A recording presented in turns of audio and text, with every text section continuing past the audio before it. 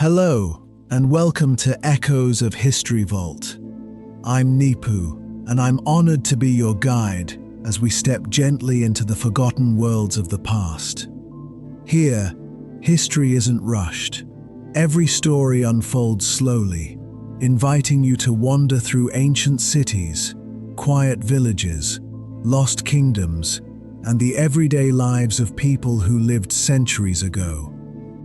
Whether you're here to relax, fall asleep, or simply enjoy the timeless stories of our world, you've found the perfect place.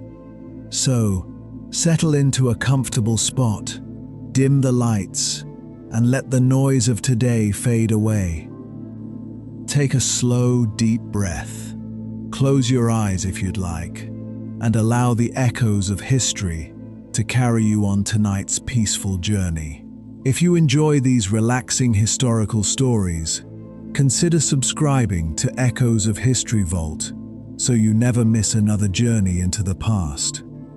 Now, let the story begin. Hey guys, tonight we're leaving behind noisy cities, busy roads, and glowing phone screens. Instead, we're traveling more than 2,000 years into the past, to a lonely island in the Mediterranean Sea. There, standing beside one of the greatest engineering wonders the ancient world ever built, we'll spend the night with a man whose name history forgot almost immediately after he finished another ordinary shift. So, dim the lights, get comfortable, maybe fluff the pillow one last time. If your blanket has somehow wrapped itself around your legs like an ambitious Egyptian mummy, now is the perfect moment to untangle that situation. As always, there is absolutely no quiz at the end. Tonight is simply about drifting through history, one quiet story at a time. Imagine the island of Pharos. Today, it no longer looks exactly the way it once did. Earthquakes, changing coastlines, and centuries of construction have reshaped it. But around the 3rd century BCE, Pharos was famous for one enormous reason.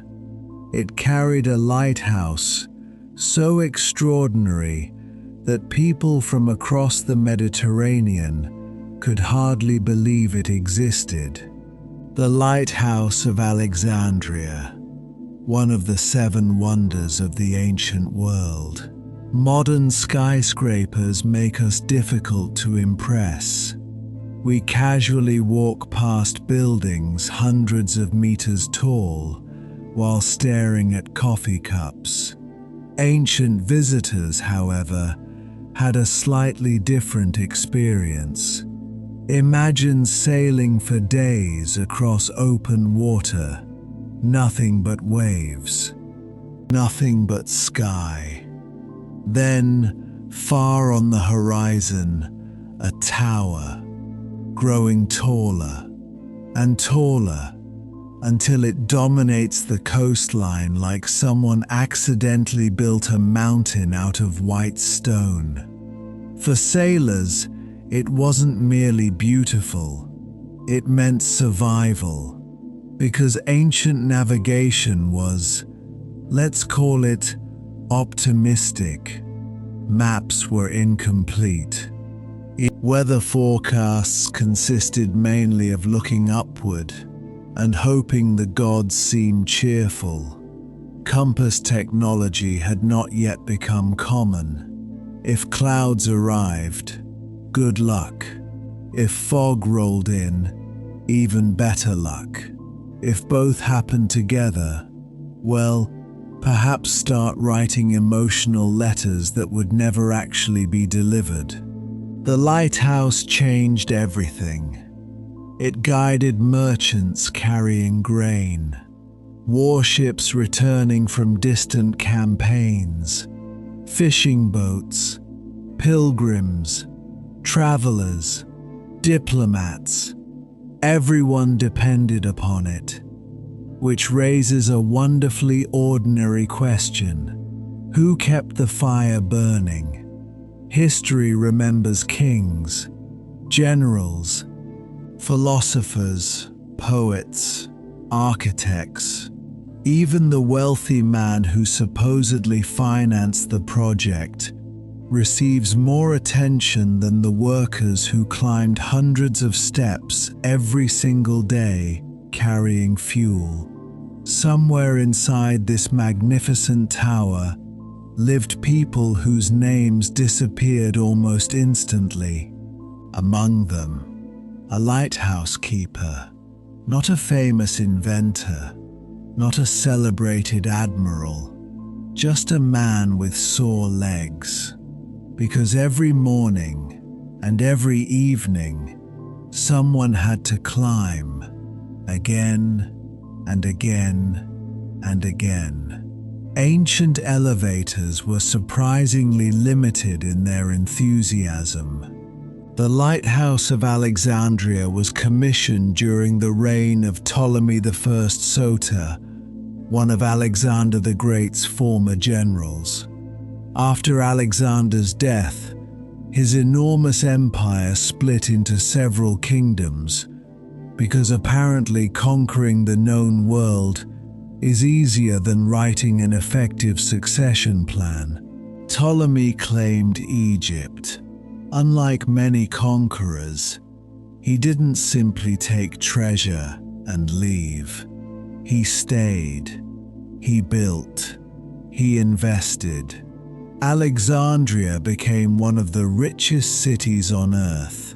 Libraries filled with scrolls, markets overflowing with goods, ships arriving from Greece, Nubia, Phoenicia, Cyprus, Sicily, and lands far beyond. A city that never really slept, except perhaps after particularly successful wine festivals, which, judging by ancient writers, happened often enough. The harbor itself was one of the busiest anywhere in the Mediterranean. Busy harbors create one recurring problem. Ships occasionally prefer crashing into rocks. This is generally considered bad for commerce. Pharos Island sat near dangerous reefs. The coastline could confuse sailors, especially during storms or darkness. So engineers proposed something remarkably ambitious. Why not build a tower so tall that everyone could see it from dozens of kilometers away? Simple. Except for the tiny issue of constructing one of humanity's tallest buildings without cranes powered by diesel engines. The architect most often associated with the lighthouse was Sostratus of Cnidus. He reportedly wanted future generations to remember his contribution. The king, not so much. According to one famous story, Sostratus carved his own name into the stone, covered it with plaster, and placed the king's name over the top. Years later, the plaster wore away. The architect's signature survived. If true, it may be history's oldest known version of quietly waiting for your boss's paint job to peel off. Whether the tale is perfectly accurate remains uncertain. Ancient writers enjoyed a dramatic anecdote almost as much as modern internet users enjoy a confidently incorrect comment section. Still, it's a delightful story. Construction likely took many years. Thousands of workers hauled limestone blocks. Engineers calculated weight, balance, and stability. Stone by stone, The tower climbed toward the sky, eventually reaching somewhere around 100 to perhaps 120 meters. No one knows the exact height. Ancient measurements have a charming tendency to disagree with one another. One writer says one thing, another insists otherwise.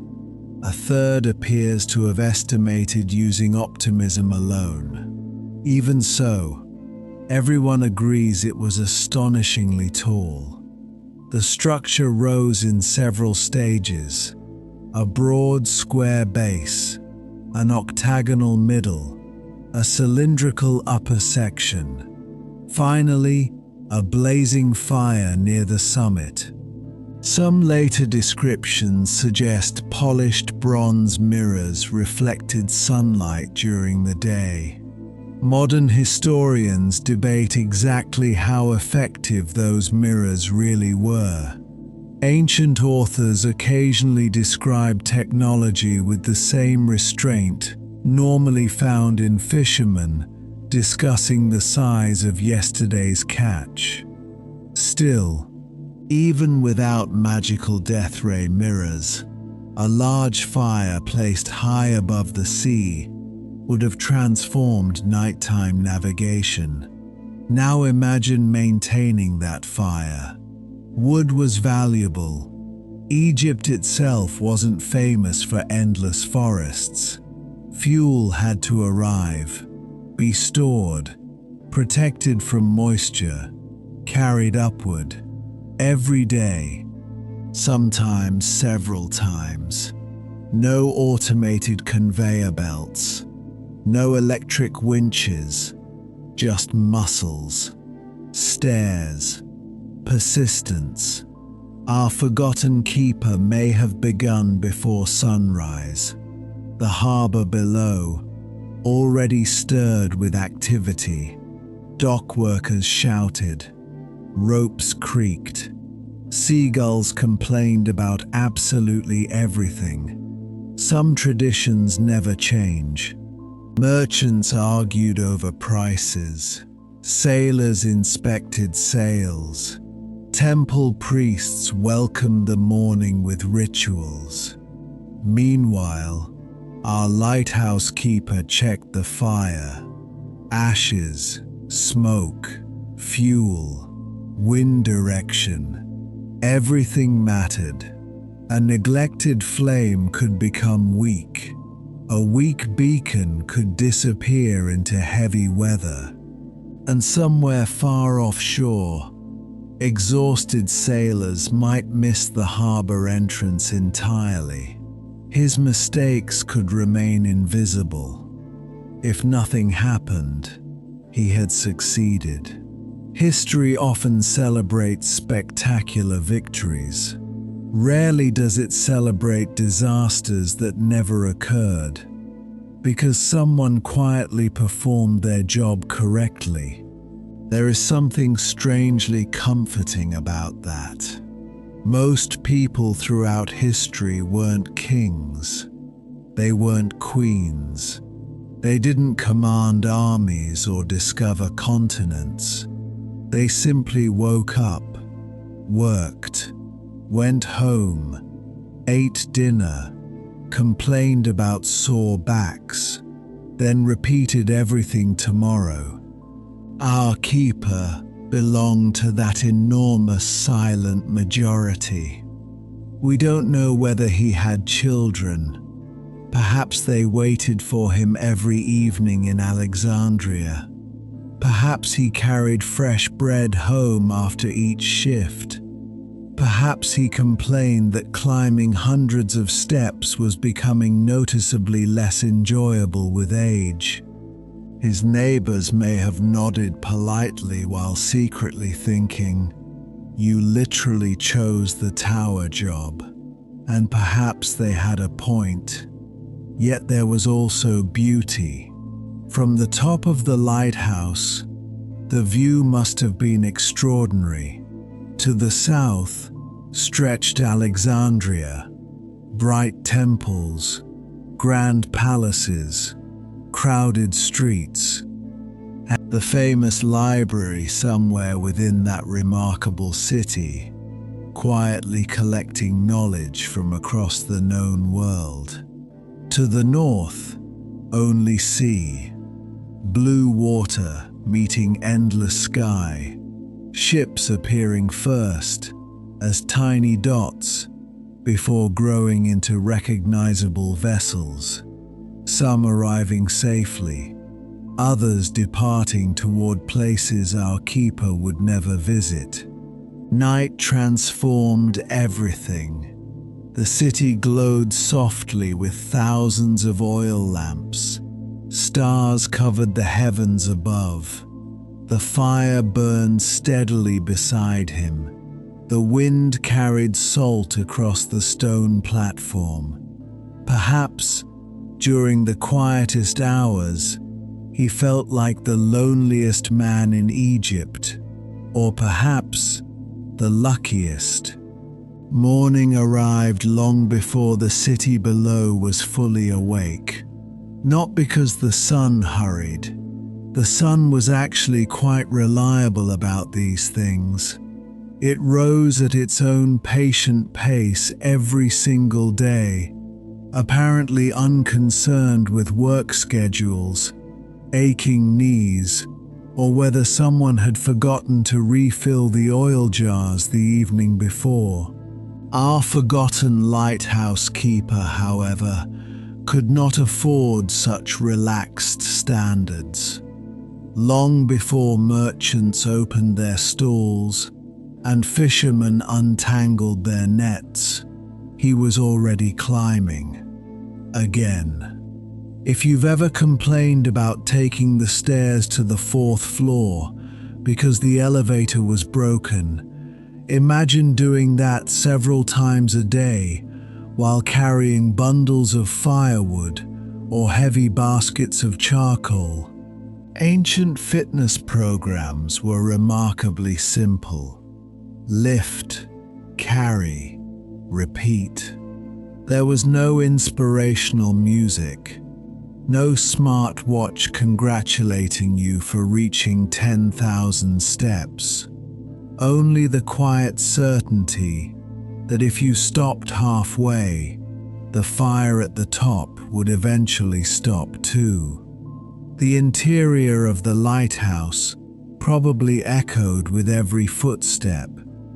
Stone walls, narrow passages, long flights of stairs winding steadily upward.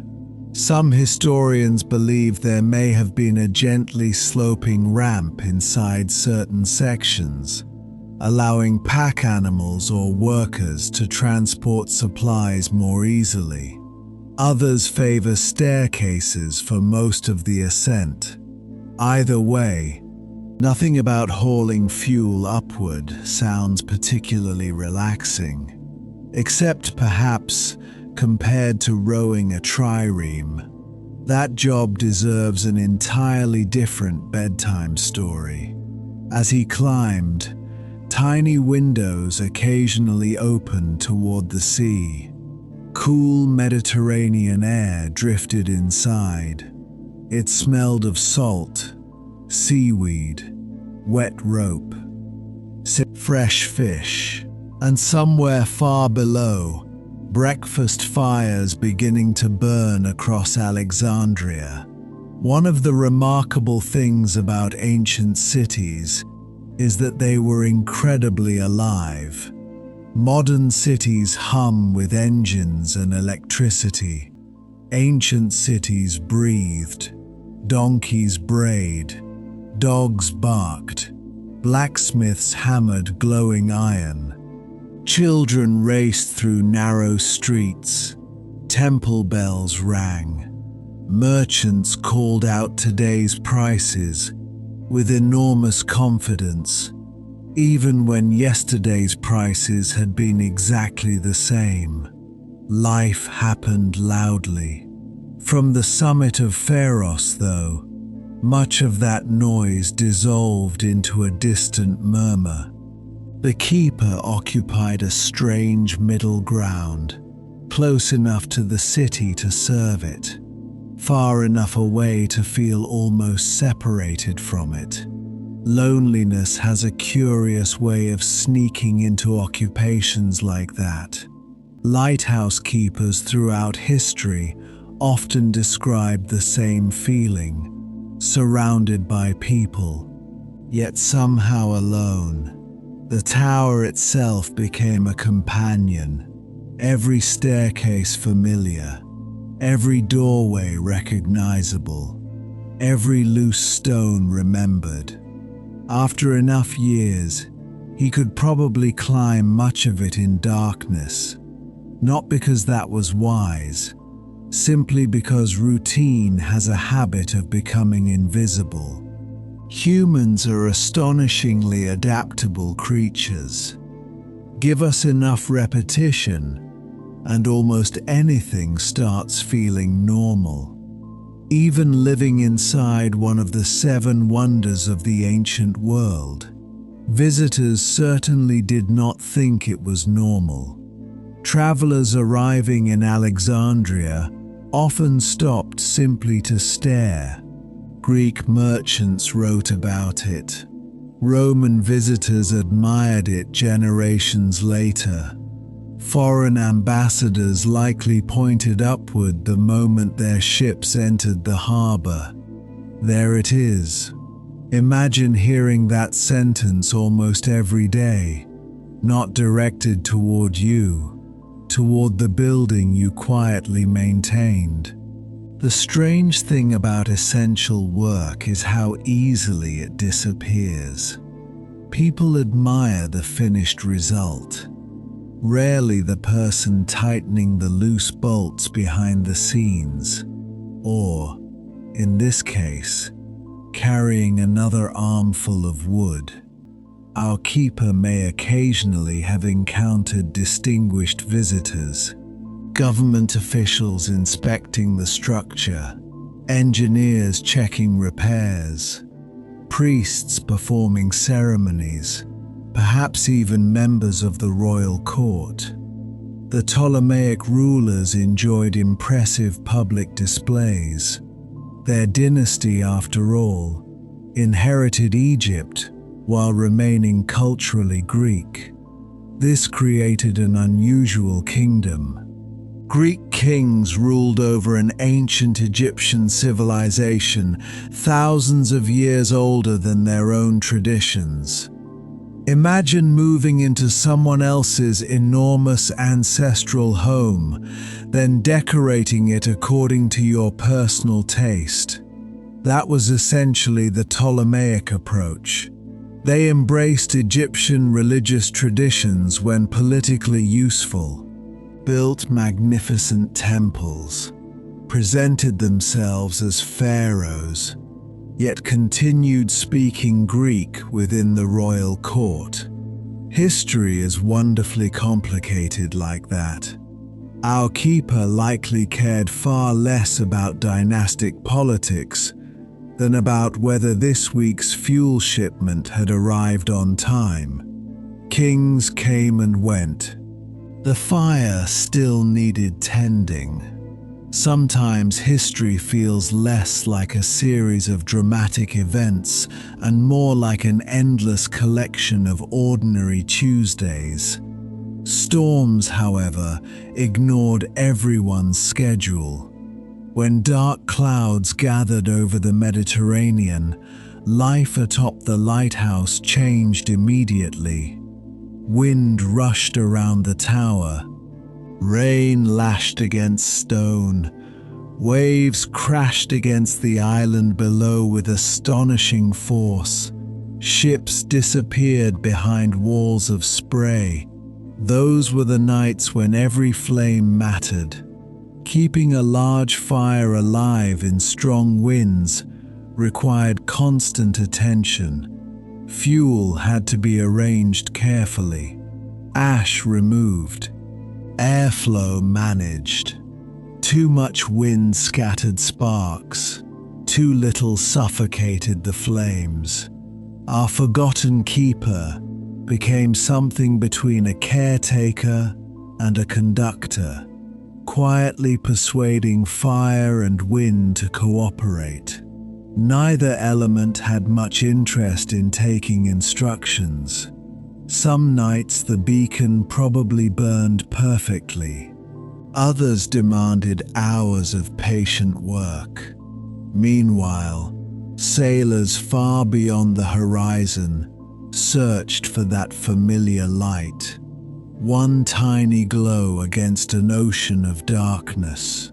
It's easy for us to underestimate just how comforting that must have been. Today we navigate with satellites orbiting hundreds of kilometers above Earth.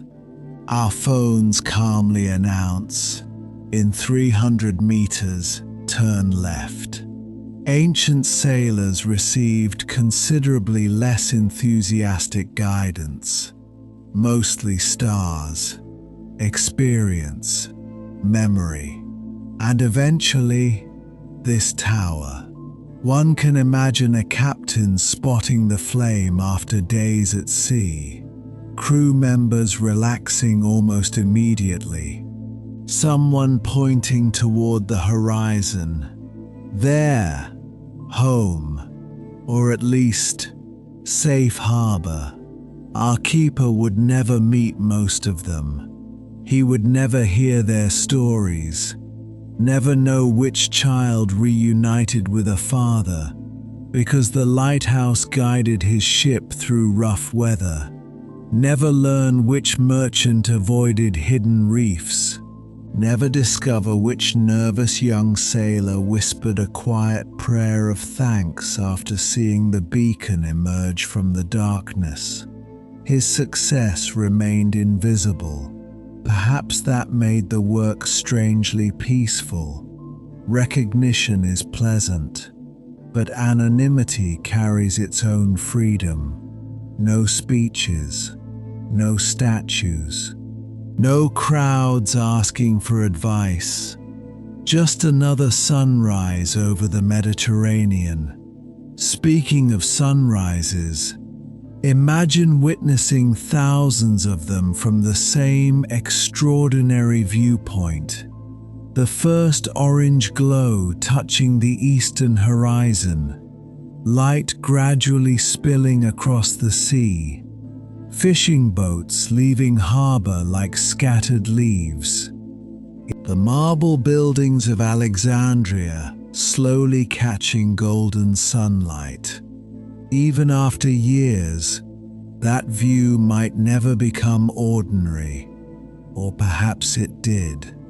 Humans possess an incredible talent for adapting even to beauty. Someone living beside a magnificent waterfall eventually starts saying things like, "Yes, yes," the breathtaking natural wonder. Could someone please pass the bread? Routine softens almost everything, even miracles. Between major storms, maintenance filled much of the keeper's time. Stone weathered, metal rusted in salty air, wood cracked beneath relentless sunshine. Birds attempted to build nests in inconvenient places. Seagulls, naturally, considered the entire structure their personal kingdom. If modern seagulls are any indication, they were probably loud, opinionated, and entirely convinced that every fish belonged to them. Some aspects of history remain wonderfully consistent. The lighthouse itself also demanded constant repairs. Salt is remarkably determined. Given enough time, it slowly attacks almost everything. Stone survives longer than wood. Bronze survives longer than iron. But the sea never really stops trying. Generations of workers probably replaced doors, repaired staircases, strengthened walls, cleaned soot, patched damage after harsh winters. The wonder of the ancient world did not remain wonderful by accident. It remained wonderful because ordinary people quietly refused to let it fall apart. And perhaps that is the real story hidden inside monuments. Not the kings who commissioned them, not even the architects who designed them, but the thousands of forgotten hands that preserved them, one careful task after another. Our keeper was only one among many. Yet every evening, as shadows stretched across Alexandria and another fire climbed into the darkening sky, his work became visible once again. Not his face, not his name, only the steady light that told strangers, "You've made it." And somewhere beyond the waves, another ship adjusted its course toward home. By now, our forgotten lighthouse keeper has probably settled into a rhythm so familiar that he no longer thinks much about it.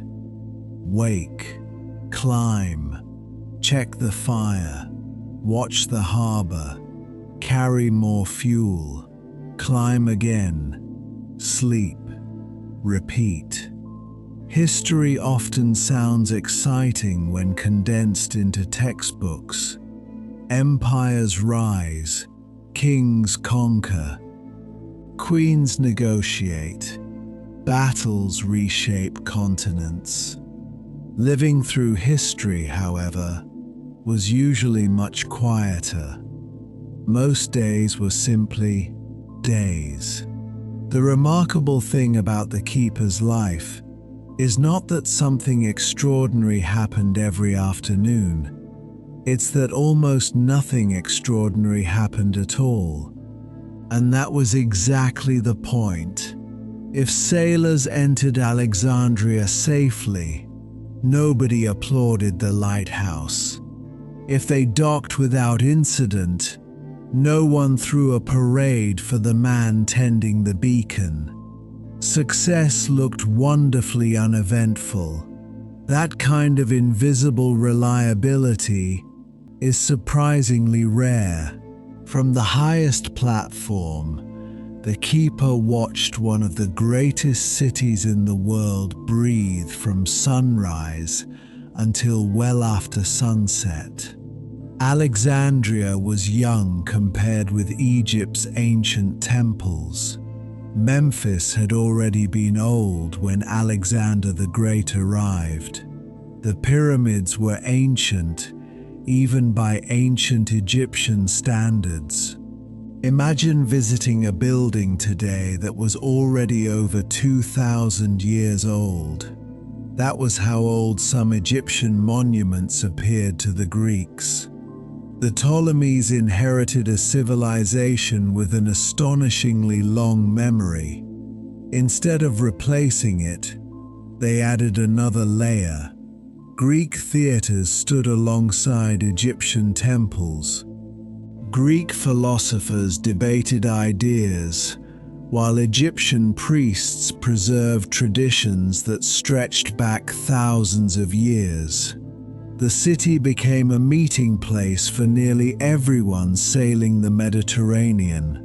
Walk through Alexandria's streets, and you might hear Greek, then Egyptian, then Phoenician, then Hebrew, perhaps Latin, perhaps someone speaking a language from much farther east. Trade has always attracted languages, the way gardens attract birds. Our keeper heard many of them, though probably from a distance. His conversations were likely practical. More wood has arrived. The eastern staircase needs repairs. The brazier burned too quickly last night. Someone forgot to close the storage room. History quietly depends upon conversations like these. Without them, magnificent buildings slowly become magnificent ruins. The harbor itself resembled a carefully choreographed dance. Merchant ships arrived carrying olive oil from Greece, wine from islands scattered across the Aegean, timber from Lebanon, silver from Spain, glass, textiles, perfume, papyrus, grain, especially grain. Egypt fed much of the Mediterranean. The fertile Nile Valley produced astonishing harvests year after year. Roman emperors would later become deeply interested in ensuring Egypt's grain kept flowing. A hungry capital tends to become a noisy capital. Our keeper probably watched hundreds of grain ships depart, huge cargoes disappearing toward distant horizons. He would never know exactly where every vessel ended its journey. Some reached prosperous ports, some met storms, some vanished. The Mediterranean, despite its beautiful name, could become unexpectedly unforgiving. Ancient sailors respected the sea because they had little choice. It possessed no interest whatsoever in human schedules. Calm mornings occasionally transformed into dangerous afternoons. Blue skies sometimes surrendered to dark clouds with alarming speed. One moment, everything seemed peaceful. The next, everyone wished they had remained in harbor. Fortunately, the lighthouse remained exactly where everyone expected it to be, which, admittedly, is one of the advantages of enormous stone towers. They're not especially spontaneous. The keeper probably appreciated predictable things, predictable weather, predictable deliveries, predictable co-workers, although co-workers, being human, may have complicated that wish. It's unlikely he worked entirely alone. A structure this important almost certainly required multiple attendants. Some gathered fuel, some performed repairs, some stood watch. Others perhaps prepared food or managed supplies. Shift work existed long before fluorescent office lighting. Someone always needed to remain alert. Imagine sharing long evenings with the same small group of workers. Conversations would gradually become familiar, stories repeated, jokes recycled, complaints polished into fine works of art. Human nature hasn't changed very much. Eventually, someone always says, "Remember that storm 10 years ago?" And everyone else nods, despite having heard the story dozens of times. Memory enjoys repetition, especially comfortable memories. Even difficult ones soften around the edges. Perhaps the keeper and his companions ate simple meals together: fresh bread, olives, cheese, dried fish, lentils, figs, dates, maybe onions, because ancient people seemed remarkably enthusiastic about onions. The workers who built the pyramids received onions. Roman soldiers appreciated onions. Medieval cooks loved onions. History occasionally feels like one very long recipe. While eating, they probably looked out over the sea, sometimes speaking, sometimes not. Silence becomes surprisingly comfortable among people who spend years working together. Not every pause requires filling. Below them, Alexandria continued bustling. One place in particular must have fascinated nearly every visitor: the Great Library. Now, whenever someone mentions the Library of Alexandria, conversations tend to become wonderfully dramatic. What if it had never burned? What knowledge was lost forever? These are interesting questions, but during our keeper's lifetime, the library was not a tragic memory. It was simply there, filled with scholars, scrolls, arguments, research, probably a surprising amount of dust. Books have always attracted dust with astonishing dedication. The library aimed to collect every piece of knowledge it possibly could. Ships arriving in Alexandria sometimes had their books copied for the collection. Imagine docking your vessel and having customs officials politely say, "We'll return your scroll shortly. We just need to make another copy." It sounds slightly inconvenient, yet it helped create one of history's greatest centers of learning. Mathematicians worked there, astronomers, geographers, doctors, poets. People who spent entire afternoons arguing about philosophy, while someone else quietly invented a better way to calculate distances. Civilizations progress through remarkable mixtures of brilliant ideas and very patient paperwork. Our lighthouse keeper likely never entered those scholarly debates. Still, he protected the harbor that allowed knowledge itself to arrive. Without safe shipping, fewer travelers, fewer scrolls, fewer ideas. History is full of invisible connections like that.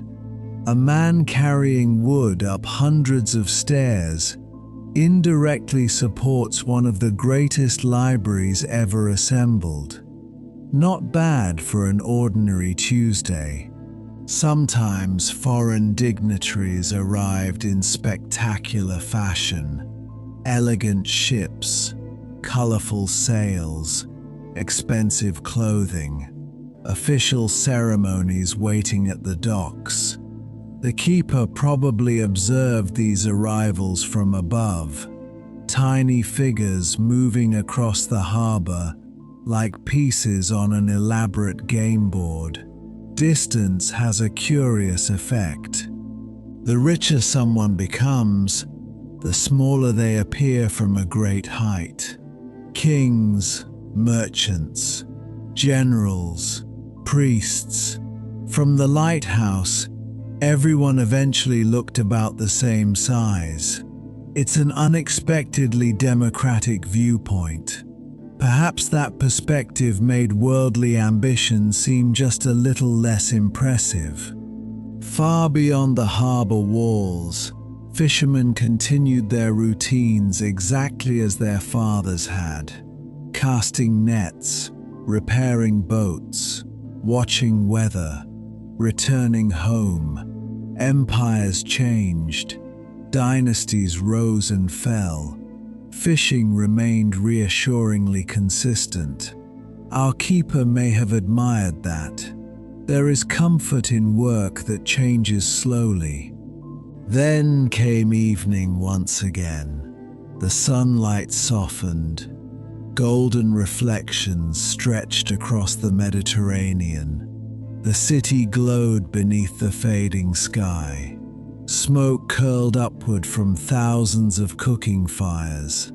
Families gathered for supper. Children finally stopped running through the streets. Or at least slowed down slightly. Parents throughout history have enjoyed reminding children that bedtime exists. Some traditions truly are timeless. Now the keeper's most important task returned: lighting the great beacon. Carefully arranged fuel, a growing flame, smoke lifting into the cooling air. Soon the fire burned brightly against the darkening sky. Far away, invisible sailors noticed. They did not know his name. They never would. Yet every evening they trusted him completely. That quiet trust may have been the greatest honor he ever received.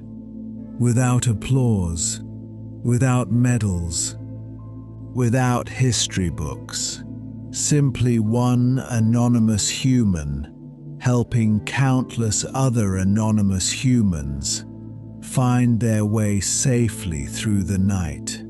And high above the sea, beneath a sky scattered with stars that looked exactly as they do today, the forgotten keeper watched another peaceful night begin. Night settled gently over Alexandria. The brilliant colors of sunset slowly surrendered to deep shades of blue, then indigo, then almost black. One by one, stars appeared above the Mediterranean, exactly as they had for thousands of years before our keeper was born. Ancient sailors trusted those stars with remarkable confidence. Entire voyages depended upon them. Today, most of us would feel slightly nervous if our phone battery dropped below 20%. Ancient navigators crossed hundreds of kilometers of open sea by looking at tiny points of light that politely refused to stay still until the earth itself rotated beneath them. Human confidence has always been fascinating. Our lighthouse keeper knew the stars well. Perhaps not like an astronomer studying complicated mathematics inside the Library of Alexandria, but well enough to notice when familiar constellations returned with each season. Winter brought one sky, summer another.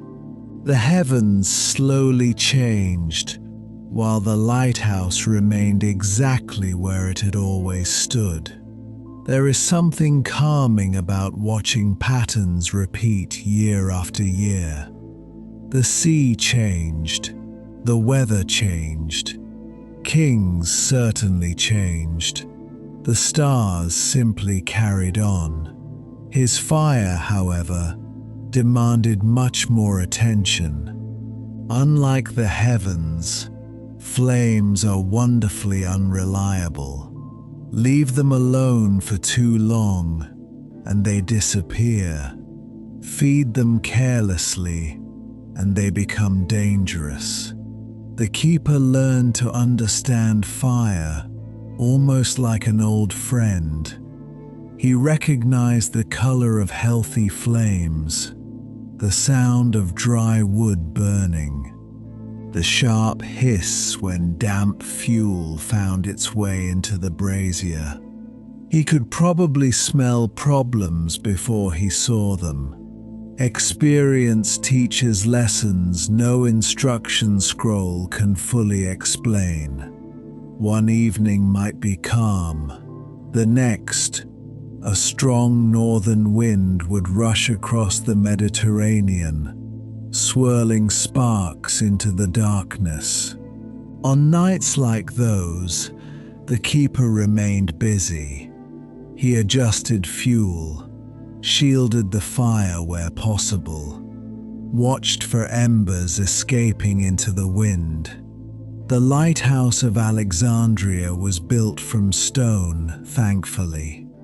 That made accidental fires considerably less awkward than they might have been in a wooden tower. Still, caution remained essential. One careless mistake could leave sailors searching for a light that no longer existed. Far below, the harbor transformed after sunset. During daylight, merchants dominated the waterfront. At night, another rhythm emerged. Guards patrolled the docks. Late arriving ships cautiously approached the harbor entrance. Innkeepers welcomed weary travelers. The smell of fresh bread gave way to roasting fish and simmering stews. Oil lamps flickered inside homes. Music occasionally drifted through narrow streets.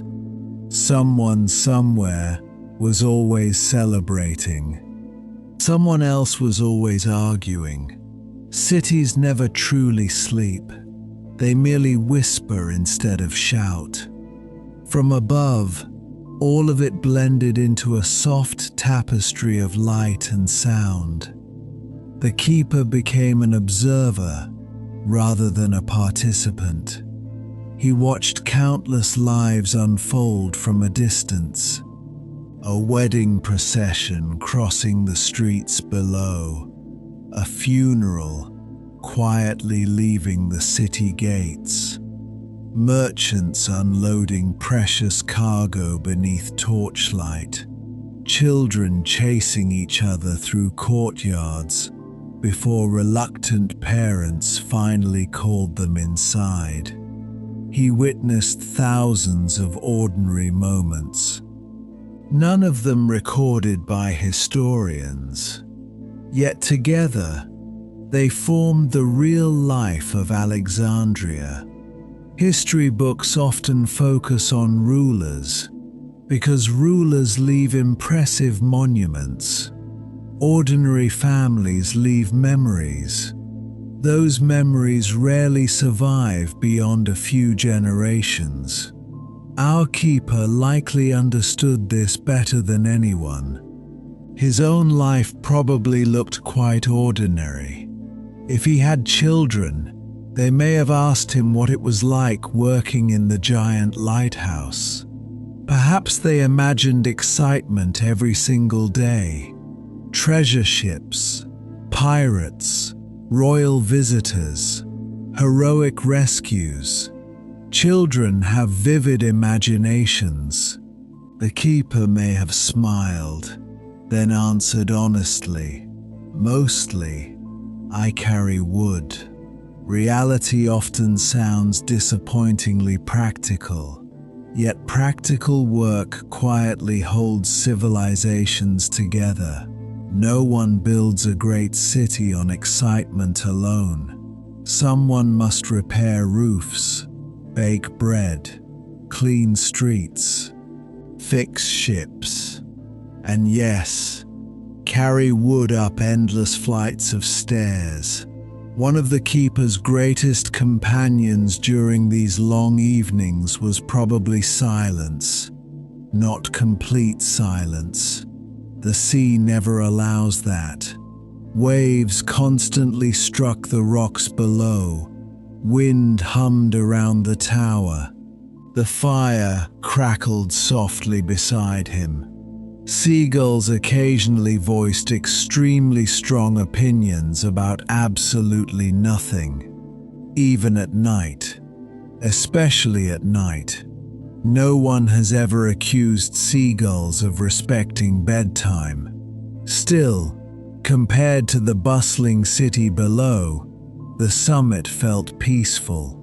Hours passed slowly, without urgency, without distraction. Modern life trains us to fill every quiet moment. Notifications, messages, news, entertainment. Ancient nights offered something different. Time to simply think. Perhaps the keeper reflected on his childhood. Maybe he had grown up in Alexandria, or perhaps in a small village along the Nile, before finding work at the great harbor. Maybe he remembered learning his father's trade before deciding that lighthouse work offered steadier wages. We cannot know. History almost never records the dreams of ordinary workers. It records taxes far more reliably, which is admittedly less romantic. The Ptolemaic government kept careful financial records. Officials counted grain, measured harvests, collected customs duties from arriving ships. Trade made Alexandria wealthy, and wealthy governments have always shown impressive enthusiasm for accounting. Somewhere inside dusty archives, clerks scratched numbers onto papyrus: cargo weights, harbor fees, storage costs, perhaps even wages for maintenance workers. It's possible our keeper appeared in an ancient ledger, not by name that survives, just another payment among thousands. Imagine that. Your entire surviving trace in history reduced to a line of calculations: fuel delivery, repair expenses, worker compensation, no speeches, no biography, simply evidence that someone did a job well enough to be paid again next month. There is quiet dignity in that. Sometimes, during especially clear nights, the keeper may have spotted distant fires along the coastline, small villages, fishing camps, other settlements glowing faintly against the darkness. Each fire represented people ending another ordinary day, families eating together, friends sharing stories, travelers resting after long journeys. The great beacon atop Pharos was only one light among many, simply the brightest. Perhaps that is another lesson hidden inside this story.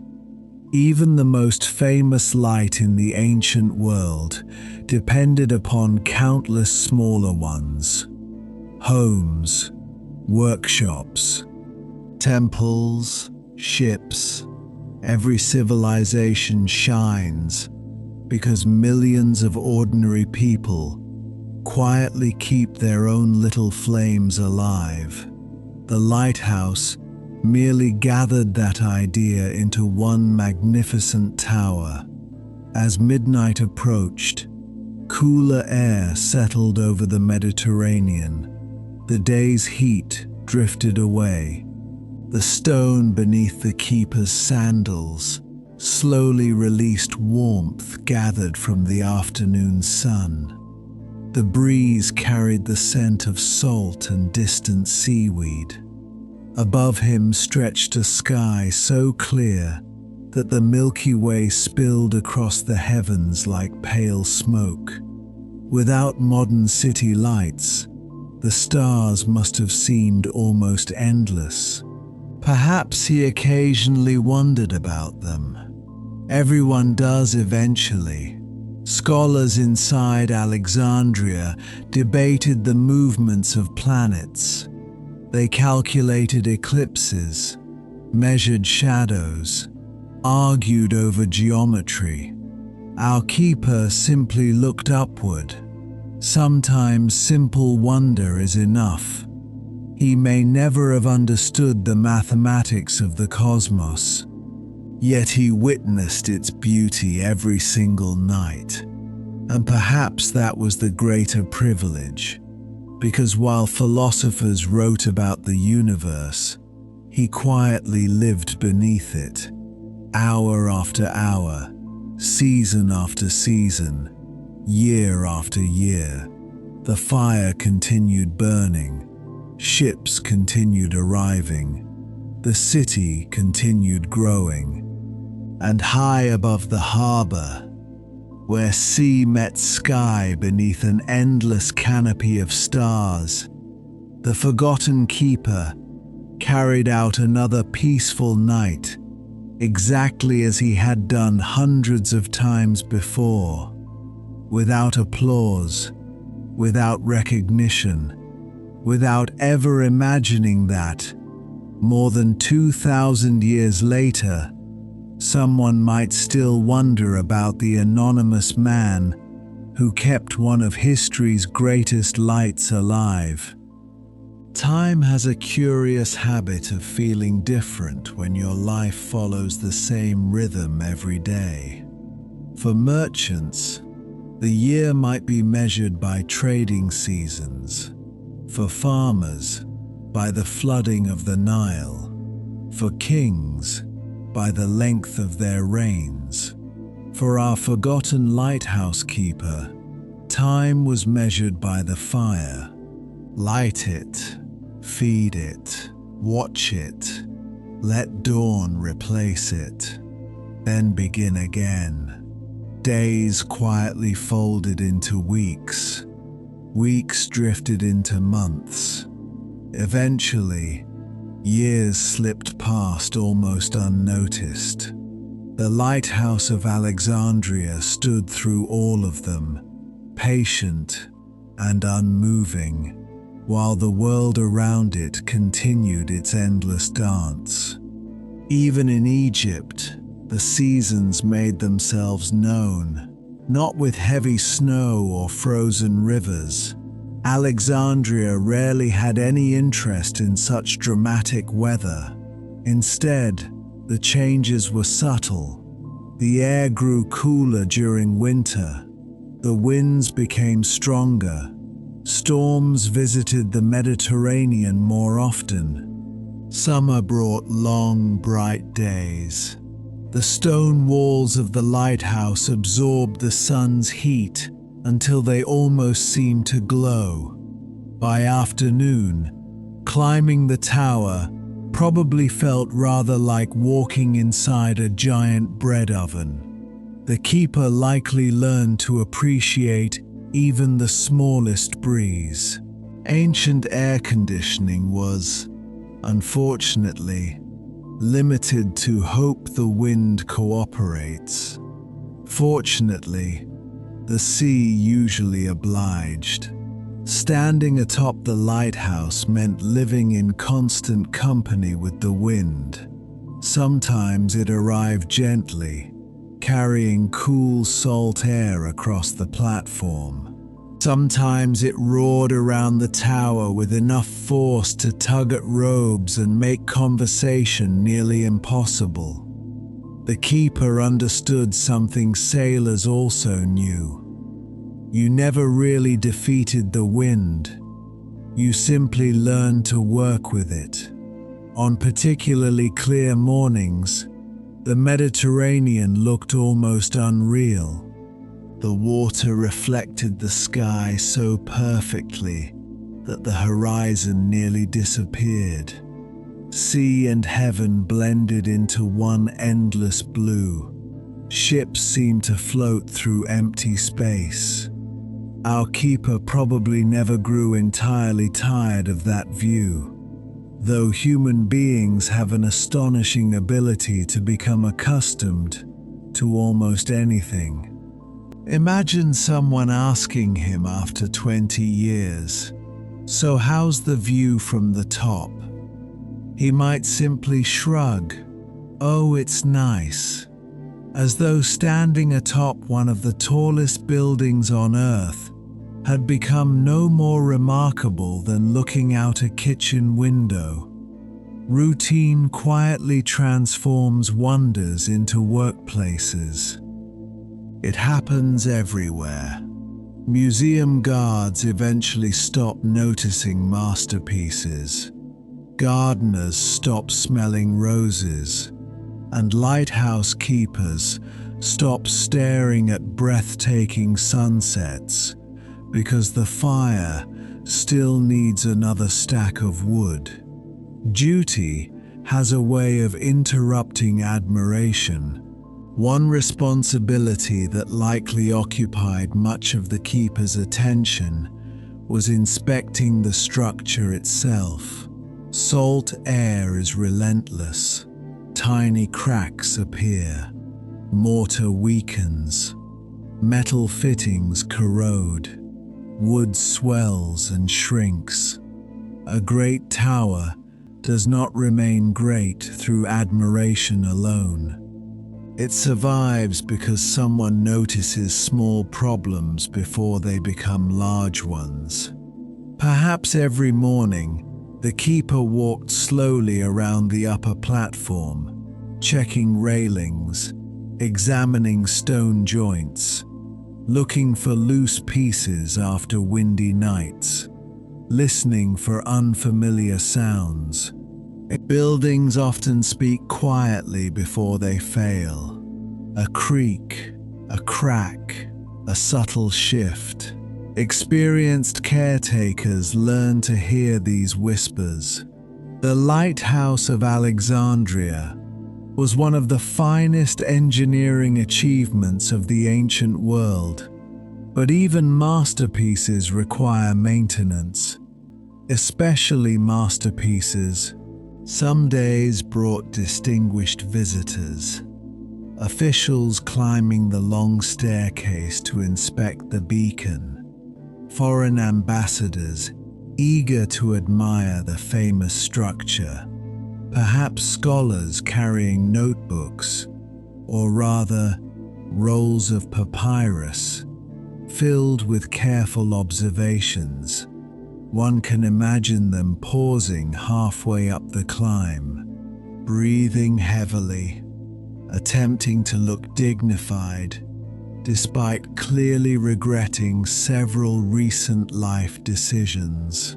The keeper, meanwhile, probably continued climbing without much ceremony. Practice makes impressive things look ordinary. Visitors often see greatness. Workers mostly see tomorrow's tasks. Many travelers surely asked questions. How much fuel does the fire consume? Can the light really be seen from that far away? How many steps are there? Ancient tourists were not entirely different from modern ones. Someone almost certainly asked, "Do you have to climb this every single day?" The keeper may have smiled several times. That answer alone was probably enough to make visitors appreciate the lighthouse in an entirely new way. Below, Alexandria continued flourishing. The markets remained crowded. Ships continued arriving from every corner of the Mediterranean. The city's famous library welcomed scholars eager to collect knowledge from across the known world. Some studied medicine, others mathematics. Some translated ancient texts. Others debated philosophy late into the evening. The city had become one enormous conversation. Ideas traveled almost as quickly as ships. Our keeper rarely joined those conversations. Yet in his own quiet way, he supported all of them.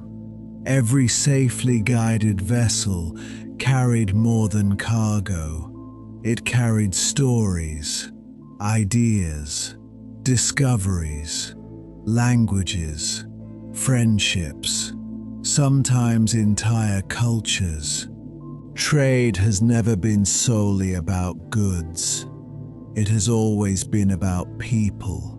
Perhaps that is why Alexandria became such a remarkable place. Not because everyone thought alike, but because they didn't. Different traditions met there every day. Egyptian priests, Greek philosophers, Jewish scholars, Phoenician merchants, Nubian traders, Roman visitors. Each arrived with different customs, different beliefs, different foods, different accents. The harbor became one of the ancient world's great meeting places. Our forgotten keeper watched all of it unfold from above, not participating, simply witnessing. There is something peaceful about becoming an observer. Modern life often encourages us to rush toward every event, comment on every story, react to every opinion. The keeper had no such obligation. He simply watched ships arrive, watched them depart, watched seasons change. Sometimes, observation is enough. Not every experience requires immediate judgment. The sea itself offered endless variety.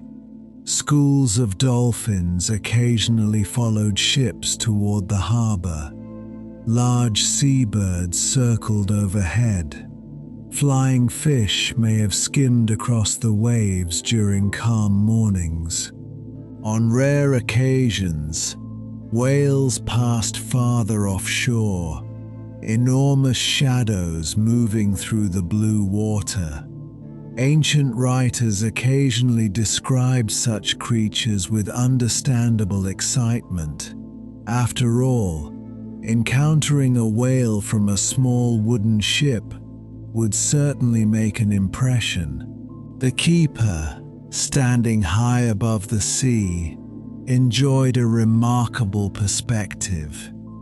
He could watch these visitors without fear. Distance transforms enormous creatures into graceful shapes. One quiet afternoon, he may have leaned against the warm stone wall, watching dolphins race beside a merchant vessel. The sailors below likely cheered. Children along the harbor pointed excitedly. Even adults rarely lose their appreciation for playful animals. Some joys remain timeless. Yet despite these pleasant moments, loneliness still visited the tower. Long hours encourage reflection. Perhaps the keeper sometimes wondered whether anyone would remember him after he was gone. It's an old human question. We ask it today. People ask it 2,000 years ago. Most never become famous. Most leave no statues. Most names disappear within a few generations. And yet, the world continues because ordinary people quietly accept that reality. Parents raise children. Builders repair walls. Farmers plant crops. Teachers share knowledge. Lighthouse keepers tend fires. Their reward is not immortality.